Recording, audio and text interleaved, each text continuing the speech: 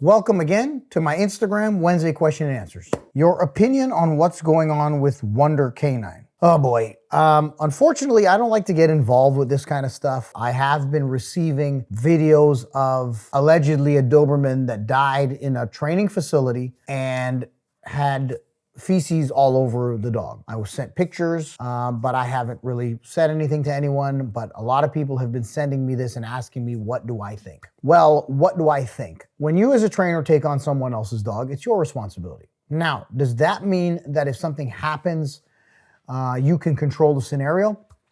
Not always. I don't know this person, Wonder K9. I don't know the dog owners. I don't know anything like that, but this is my field. And this is what I do. So if I had a Doberman come to me, generally I am a little worried. So if I have a Doberman come to me, sometimes I get a little worried. A Doberman, a Boxer, a German Shepherd, these type of dogs can have problems. I kind of tell every owner, like when they bring their dog to me, most of it's referral, so I'm not too worried. But when they bring their dog to me, I say, listen, like, you know, I can control the scenarios that I can control. Your dog's here, it's gonna be treated like my dogs, how I treat my own dogs. But I can't control the unforeseen circumstances. Things like bloat can happen, heart attacks, seizures. I mean, you can't really control that. And the owner might have never seen that before. It might have never happened. And then it happens under your care. Now, if a dog was to have a health issue, they can't necessarily control their bowels or peeing or even biting you if they're having a seizure because they don't know what's going on. So I don't know the full details on this. I would like to hope that the company or the people that were in charge are good people and this was something of a fluke or a natural occurrence that had nothing to do with them. It was just something that happened that was unfortunate. But I feel bad for the family and I'm sorry for your loss because losing a dog is one of the hardest things that you ever have to go through. But I just hope that everything sorts itself out. So when I take in dogs to train, they're generally with me all the time. And they're also in my vicinity 24 hours a day. I don't leave them. I don't have staff. I don't like that idea because I can't control who's taking care of the dog, how they're reading the dog, what's going on if a mistake happens. I don't want these issues. So when I take on a dog, the dog is with me. I'm in full control. Have I had issues in the past? Yes, I've had health issues happen to dogs under my care. It was not my fault. Me and the owners are obviously on good terms. They trust me. They see what happened and it's a disaster for both of us because I'm hurt in the process and the owner loses their dog. But these are just things that happen. I would hope the scenario wasn't caused by neglect, but I have no idea. I do not have any affiliation with the owners or the trainer. I just would like to think that people are good people and that the scenario was just a fluke and unfortunate. And I'm sorry for the owners that have to endure this. And if the trainer wasn't at fault and everything they did was right, I feel really bad for them also. So that's all I'm gonna say about this scenario. I hope everything works out for everybody. It kind of sucks on both ends, so I don't think there's any winner in this scenario. Are Dobermans good family dogs? Any properly bred dog is a good family dog generally. Would I say the Doberman is a good family dog? I'm not a big fan of Dobermans. There is a few Dobermans that I have trained that were not from North America. And these dogs to me were amazing dogs. So I can't say across the board, Dobermans are shit or this breed is shit. People say Dutch Shepherds are shit. My dogs are amazing. My dogs are living with families. My Dutch Shepherds are living with people and people love them. So some trainer can say this dog is the worst, don't ever get one. And then I'll tell you that my dogs are great. You know, there is issues you're gonna have to worry about with each breed. A Doberman, a guardian breed, coming from good genetics, in my opinion, will bite somebody coming in the house that's a stranger. You know, certain precautions need to be taken when you are dealing with a certain breed. If you're dealing with a bull breed, dominance is a thing. So don't think that you're gonna have some random dog at the dog park run up on your dog and dominate him. That's gonna end up in a fight. So if you're not looking for that, then I suggest pick your breed for your lifestyle. Proper representations, I say this all the time, proper representations are great dogs for family. If you get a clear-headed, properly bred dog. The attacks that you're seeing with these American bullies attacking kids and dogs attacking kids, in my opinion, this is not only a training issue, this is a genetic issue. Training is one thing, right? But if you got to train a dog to genetically not bite its family, that's a genetic problem. If I got to get trained to not punch my mom in the face and choke my dad out, that's an issue. I don't think that's a training issue. That's a genetic issue. So that's how I feel about it. Am I wrong? I don't know. Am I right? I don't know. These are just my opinions. How can someone get into dog training? Do you need to take a licensed course or something? From what I understand, dog training in North America is unregulated. If you're going to take a course and you're going to waste your money, you might as well buy my course, because I've had trainers that have taken actual courses and have paid $5,000, $8,000 for a course come to me after to learn all the specifics. So what was the point of going to the school? To get a little paper? That's bullshit. Nobody's ever asked me for a paper.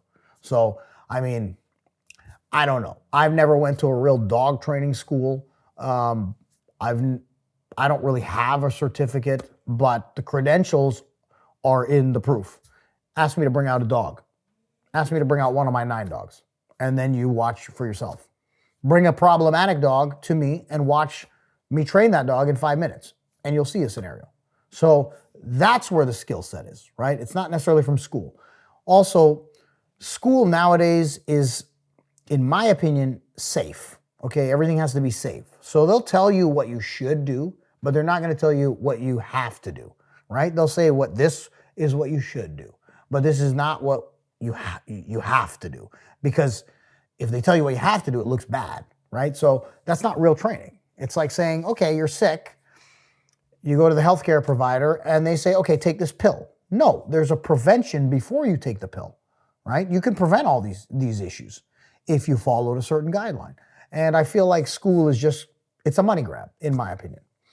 So for me, if you want to be a dog trainer, I would say take my course. That's the honest truth. I'm not trying to sell you on shit. I don't give a shit, but that's the truth. Because all the dog trainers that are on my course have told me that they've gotten crazy value from it, and a few of them have went to big money schools. When sending a protection to bite someone after you out them, do they mind just switch back to normal? Man, we got to get better with this English, man. I'm guessing you're saying when sending a protection dog to bite someone after you out them, do their mind switch back to normal? Okay. So this question is somewhat complicated because it depends on the dog specifically, and how you've trained that dog. Okay, so this goes back to the fundamentals of the way you train that dog, the genetic disposition of that dog. What scenario are we talking about? In real world, there's no suit and there's no sleeve. Okay, the dog's biting flesh. That's real protection. Is it a game at that point? No, it's not a game. So will the dog out and then come back and be like, think it's a game and there's a ball? No, in my opinion, okay? And once a dog bites flesh for real, they change. So the question is, what type of protection are you talking about? If you're talking about a sleeve and a suit and the dog's playing games but prepping for some style of protection sport, because they are interchangeable. Protection sport and real protection, they are obviously things that overlap. I can't answer this question. Like, I need to know the details and specifics of the dog. If I have a dog, will he out and just become normal? No, he's focused on the threat. The threat does not stop being a threat until I get into the situation and tell him it's not a threat. And will he be normal and just lay down and forget about it? No. If he sees that guy go to attack me or he sees anything weird, he's jumping back on that guy. And that's just how it is. If you're training a dog for sport protection, then you need a crazy amount of obedience. But dogs that are clear-headed and smart know when there's a real scenario, at least the dogs that I have. They know when it's a real scenario and when it's not a real scenario. And to be honest with you, they know when to make the call when I don't have to give them the command. They know when it's a right command and when not. But this is like different level of training, okay? So, I don't know if that was too much of a deep dive, but that's what my answer is. How do you bond with a dog or a puppy? Come on, man, this is some basic ass shit. Get on my course, man. That's how you bond with them. How long does it usually take to bond with a dog, puppy, and how would you know? It takes me 5 minutes to bond with a dog. How long does it actually take? Depends on the dog itself. What type of dog? For me, when I got Recoil, he was pretty apparently aggressive. He's been rehomed 5 times. He'd bite people and shit. He tried to bite me when I went to go get him. I couldn't touch him. He'd growl at me through the crate. It took about 4 days, and then we're friends. And then after those 4 days, we trained and we did whatever, and within a week, 2 weeks, we're like best of friends.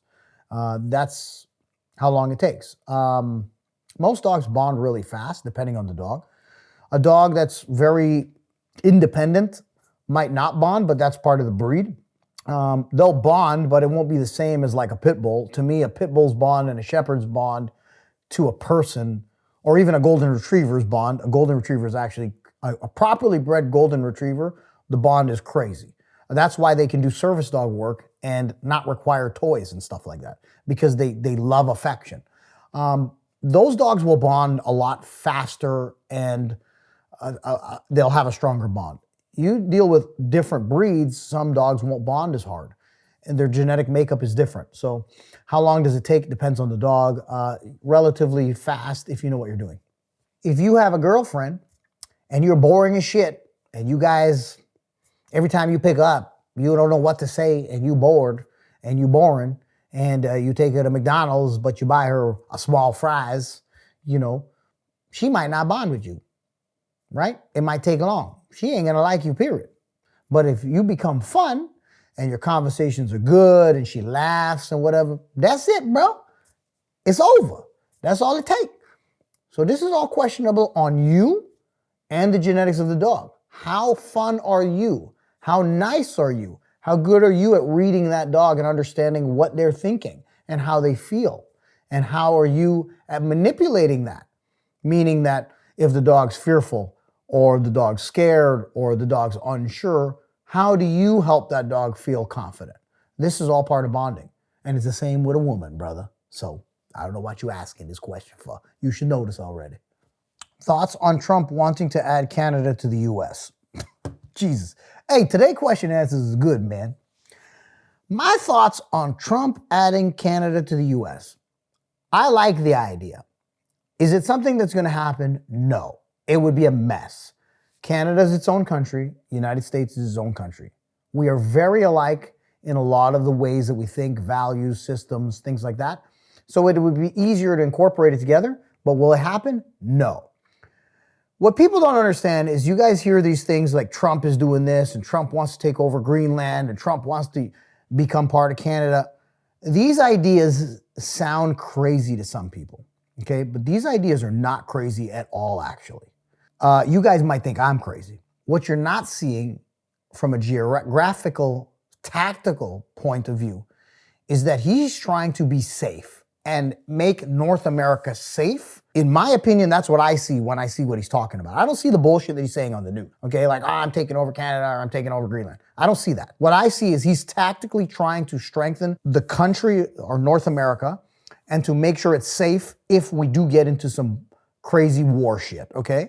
That he's geographically making it tactically safe, that we have a moat around us, basically, that if we were gonna get invaded or we were gonna get into war, we would be safe. So to say that the guy is dumb and he's crazy and he's a moron, and you guys don't understand reality. Reality is not your feelings, okay? Reality is when some shit hits the fan and then you gotta pick up a gun and you worried about your purple hair and your orange shoes, okay? That's not how it works. When shit goes sideways, okay, real life kicks in, you ain't worried about your feelings. It's life and death, okay? So do I think it's dumb? No, I think he's got an audacious way of saying things. It's funny to me. It does make sense, in my opinion. The resources that he would get from Greenland and Canada and the infrastructure that the United States has to use those resources militarily, Canada and US, would have the strongest military in the world. Does that mean that we should dictatorship everybody in the world? No, I don't think so. But being strong doesn't mean you use your strength in an evil capacity, okay? But being strong will also stop evil. So I think it's a good move.